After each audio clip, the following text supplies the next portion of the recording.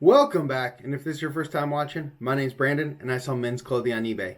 This is day 72 of the What Sold series, where I show you my daily eBay sales. And at the end of the video, I'll go over my net profit for the day. Let's not waste any time, let's jump right into those sales. The first sale of the day was this J. Crew button-down shirt in a men's XL. This was one of the chambray ones, and it was organic cotton. It sold in 52 days for full price, $25 plus shipping. This is one of my favorite bread and butter items to find. You can find it's all the time at thrift stores. It's not priced up. It's $5 to $7, and they sell consistently for $20 to $25.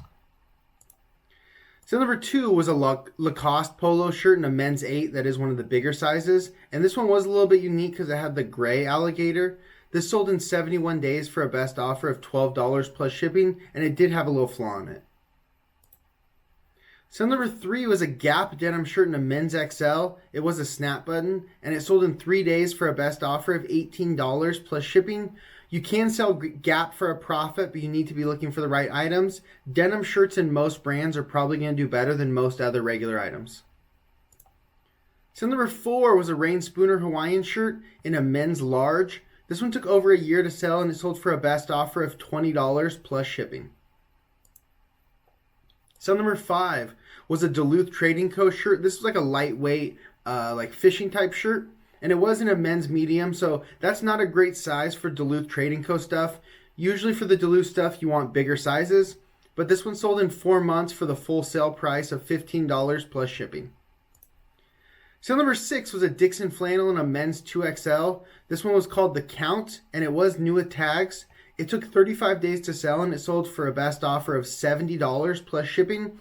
This is one of the better ones. Let me show you guys what the tag looks like. That's it right there, and like I said, this one's called The Count, so keep an eye out for this one if you're looking at Dixon flannels.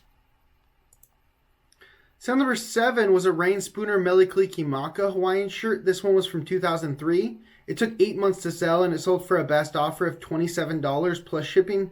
I did undersell this item. This is probably about a $40 to possibly $50 item right now, but it ended up going on my sale, and someone offered me $2 less than what I had it on sale for, and I like moving items, so I just went ahead and moved it. I did yesterday go through and reprice the few Mele Kalikimakas that were on sale and took them off the sale because they are going to sell for full price within the next 30 days. Sale number eight was a Jams World Hawaiian shirt in a men's 2XL. The Jams Worlds always sell super well, and almost all of them in 2XL are going to sell for around the $50 plus mark. This one sold in 41 days for $48 plus shipping. The next 5 sales all went to the same buyer. They are all these Plainsman Western shirts. I got them from the flea market. I want to say I paid about $15 each for them. So I'm not making a huge profit on them. I sold them all for $24 plus combined shipping, and they did all sell within 27 days.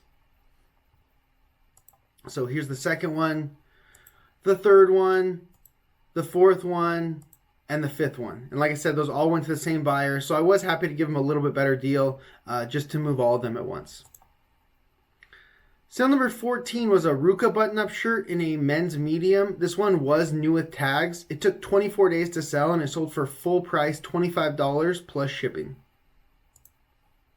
Sale number 15 was a Polo Ralph Lauren polo shirt in a men's 2XL tall. I don't normally pick up these basic polos from Polo Ralph Lauren, but this was a good size, so I thought I'd give it a shot. It sold in 7 days for a best offer of $16 plus shipping. I probably picked this up for around $7 at a thrift store, so I'm probably making $7 to $8 profit, but it did only take a week to sell. Sale number 16 was a Rain Spooner Guy Buffett Hawaiian shirt in a men's 2XL. This sold in 4 months for a best offer of $16 plus shipping. The Guy Buffett Rain Spooners aren't the best ones to sell, but this is very low for them even. These should, especially in a 2XL, should probably sell for around $25. So number 17 was a Polo Ralph Lauren waffle knit shirt in a men's small.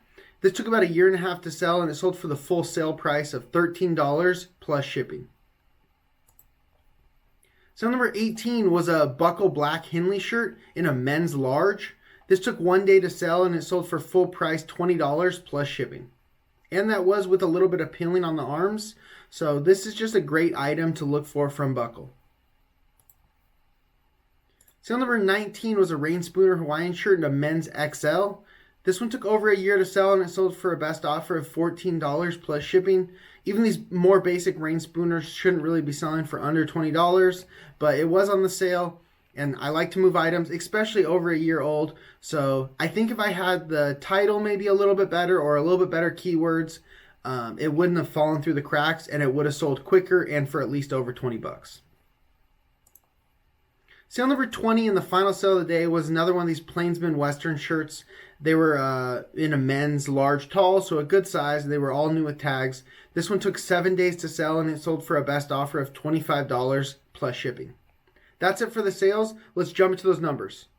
On November 11th, we sold 20 items for a total gross sales of $627.59, giving us an average sale price of $31.38. A little low on the average sale price, but we did sell our full 20 items, so I'm still pretty happy with the day. Our selling costs and net sales are always inaccurate, so let me show you guys what they really are. The selling costs were $171.63. The breakdown for that is $74.82 in eBay final value fees, $91.55 in shipping labels. That is actually really low for shipping labels for only 20 items. I did have that one combined order of 5 items, so that really helped. My average shipping cost per item today was only $4.58. That's amazing, especially in the wintertime. For the total month, I'm averaging $5.57 per item shipping cost. Last month was a little bit higher because I sold quite a bit of jackets and more winter wear. It was $5.81 per item.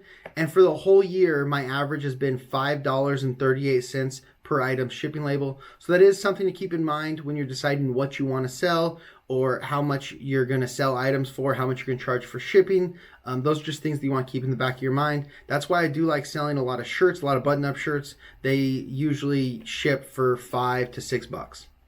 Back to the numbers. We left off on the shipping labels. Now we have the promoted listing fees. We paid $5.26 in promoted listing fees. Only 3 of the 20 sales came via promoted listings. I think I am noticing that as the sale's been on, less items have been selling from promoted listings. So that might be saving a little bit of fees to hopefully cover some of the cost of the discount that's coming from the sale.